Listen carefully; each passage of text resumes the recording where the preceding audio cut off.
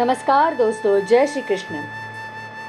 पिछले वीडियो में हमने जाना कर्म योग की व्याख्या और 4 कर्तव्य कर्म कौन से हैं। इस वीडियो में हम जानेंगे कर्तव्य कर्म के चयन के विषय में। मनुष्य सदैव ही अपने कर्तव्य का चयन स्वयं करता है। चयन किए कर्तव्य और उनके पूर्ति हेतु चयन किए मार्ग उसकी नियति निश्चित करते हैं। कर्तव्य चयन करते समय हम कौन सा कर्तव्य महत्वपूर्ण है, समय की गंभीरता क्या है, कर्म का उद्देश्य क्या है और उससे क्या लाभ होगा, इन विषयों का विचार कम करते हैं। और कौन सा कर्तव्य स्वयं के विचार, मन और अहम के संतुष्टि के लिए है, उनका चयन करते हैं।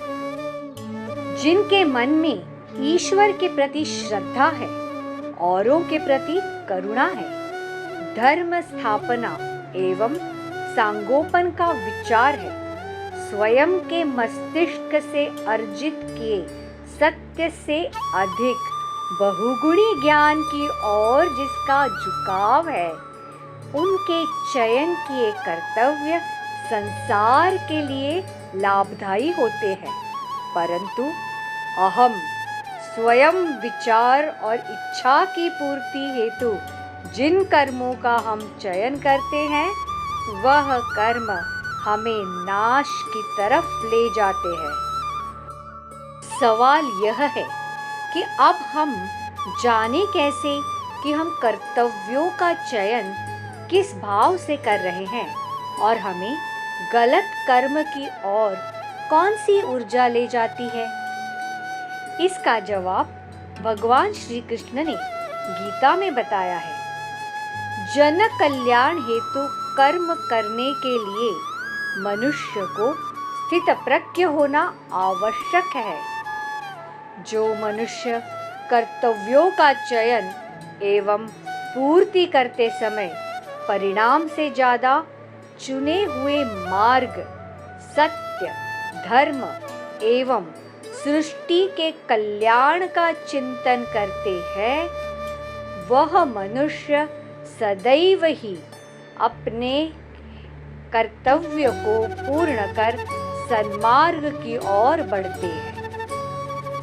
गीता के दूसरे अध्याय में 38वें श्लोक में भगवान कहते हैं, सुख दुखे समे कृत्वा लाभालाभौ जया जयौ ततो युद्धाय युज्यस्व नैवं पापमवाप्स्यसि। अर्थात अपने कर्तव्य के लिए युद्ध करो। सुख दुख, हानि लाभ, जय पराजय को समान भाव से समझो। इस प्रकार अपना कर्तव्य निभाते हुए तुम कभी भी पाप के भागी नहीं बनोगे। कुरुक्षेत्र के युद्ध में भगवान अर्जुन से युद्ध कैसे किया जाए यह बता रहे हैं। अपितु गहन विचार अगर हम करें तो ज्ञात होता है कि जीवन में कर्तव्य का निर्वहन करते समय हमारे मन की अवस्था अगर कुछ इस प्रकार हो तो हम अपने ही कर्तव्य का निर्वहन सरलता से कर सकते हैं।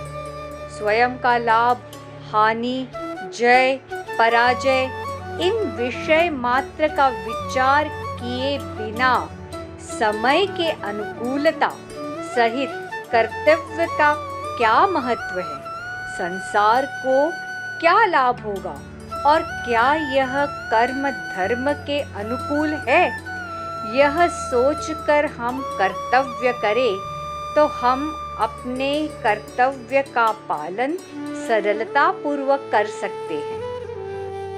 कर्म और कर्म फल के विषय में भगवत गीता में भगवान कहते हैं, कर्मण्येवाधिकारस्ते मा फलेषु कदाचन मा कर्म फल हेतुर्भूर मा ते संगोस्त्वकर्मणि।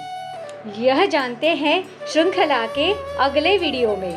तब तक के लिए जय श्री कृष्ण।